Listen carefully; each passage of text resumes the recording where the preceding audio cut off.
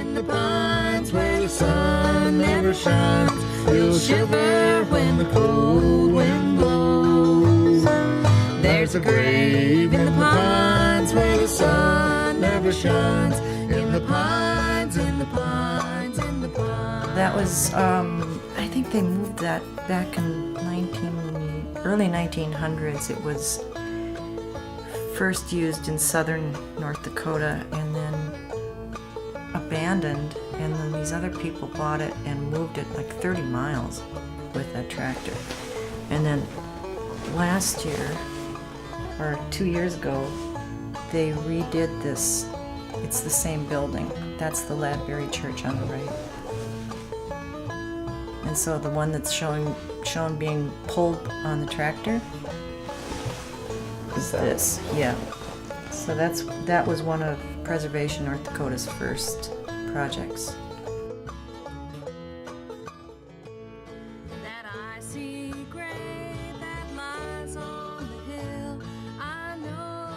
This is the oldest image of the church we're working with. And the other ones are I just thought they were interesting images.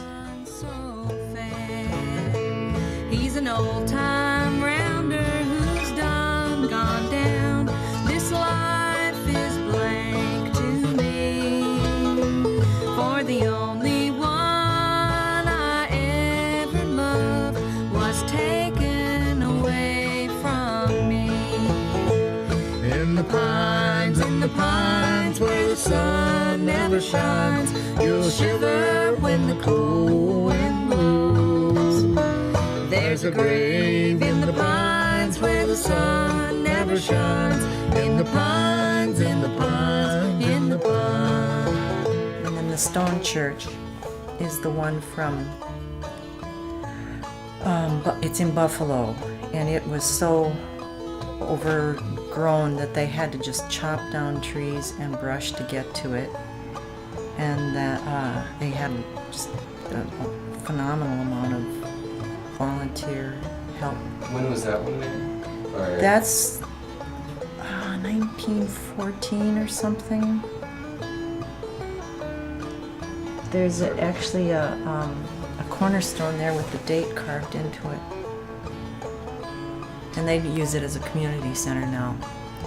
The whole point is to save these buildings and then find some new use for them. But in North Dakota, that's very difficult because there's so few people.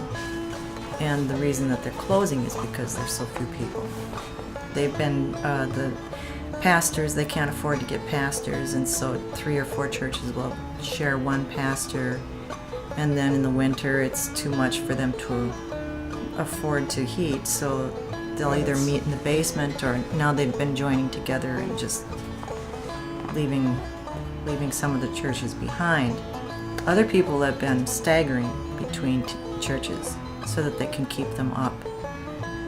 But the Ladberry Church has no running water, for example, and so for them to do anything, and I don't think that it has electricity either. I think they were running that with, when they closed that, I think it was still using gaslight. And so if you want to see it, you have to go during the day. And if you need to use facilities, you have to use an old outhouse. But they had a couple come in from Hawaii, came to North Dakota and had their wedding there because they wanted an exotic experience.